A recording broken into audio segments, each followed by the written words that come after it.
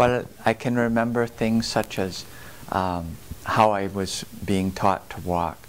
And very good person, but to me he was mean because he actually would, what I remember is he would drag me up the stairs and my feet would just be hitting the stairs as I learned to walk up a stairs and such. And yeah, that's probably the main thing. And I can remember going out on a patio where it was chilly out one time. Yeah, and then I remember my last day there. I don't know if I should tell about that day though. Ask my wife if I should. Yeah, okay. What happened that day was just a culmination of many things that happened consistently in this manner throughout the stay there. And what happened that day, I can remember, my wife had found my the paperwork, the manual, not manual, but the my records from while I was at the hospital stay, the thick book. She found it in what I believe was the cafeteria, where anybody could be. It was lying there all by itself with nobody around, which was against HIPAA. And numbers of things were done in such manners.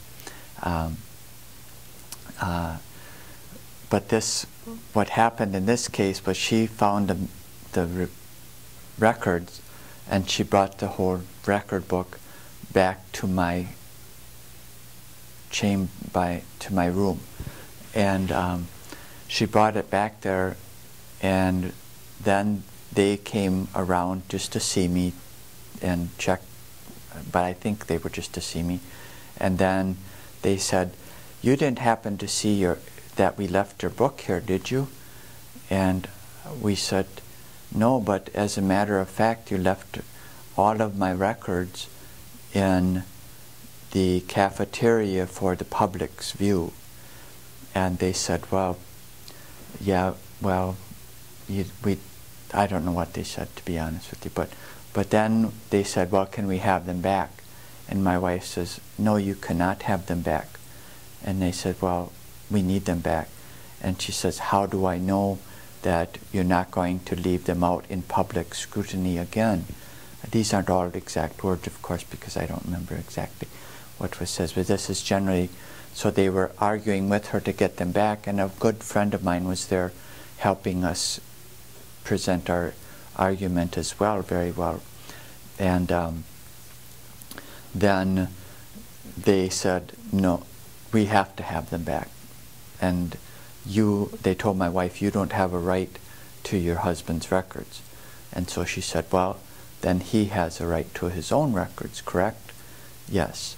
Then she had me tell them, "Don't take my records from me because I don't want you to take them. And because I don't trust you to take them the right way." So then they said, "Well, then we're going to get the next person up here to come." Okay.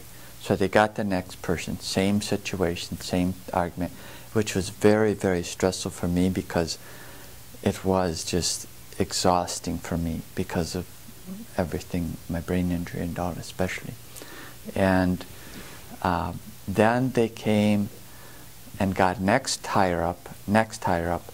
Finally then they said, "You know, we're going to get the police here if you don't give it to us."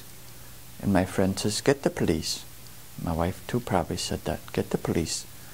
You don't have a right to leave somebody's records out in public view and not have them under possession of somebody who is able to have that, who is let to have that." And so then they did that. They went and got the police, and the police came up and talked to us, and then we gave them the records. But we made it clear why we were keeping the records and such.